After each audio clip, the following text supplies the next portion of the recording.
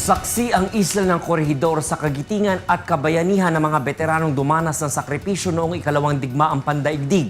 Ating balikan ng ilan sa mga mahalagang nangyari dito. Ito ang balita ni Rosa Licos.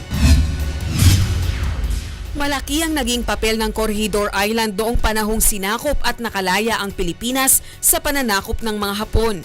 Ang naturang island ang pinakahuling balwarte ng pagsasanib puwersa ng mga Pilipino at Amerikanong sundalo noong World War II sa pangunguna ni General Douglas MacArthur.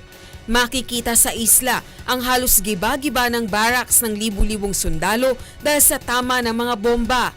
Lumaban dito ng husto ang mga veterano upang maantala ang puwersa ng Hapon at mailigtas sa tuluyang pagkakakubkob ang lahat ng base ng Amerika sa Pasipiko, ganun din ang bansang Australia. Matatagpuan sa pamosong isla ang iba't ibang nooy modernong armas tulad ng batteries o malalaking baril at imbaka ng mga bala ng Amerika. Daang-daang pasilidad din ang itinayo sa itinuturing ng Amerikang military haven nila sa Corregidor Island. Kabilang dito ang makasaysayang Malinta Tunnel na nagsisilbing headquarters ni General MacArthur at kinaroonan din ng isang ospital.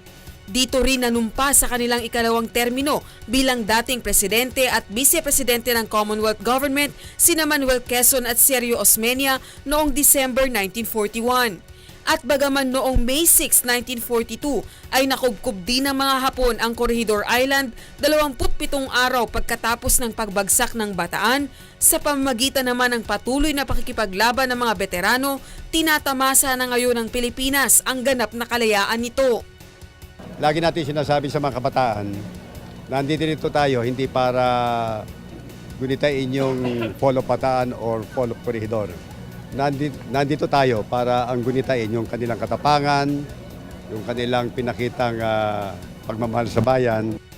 Ngayon ay kinikilala na ang Corregidor bilang isa sa pinakamakasaysayang lugar sa buong mundo. Rosa Licos, UNTV News, Worldwide.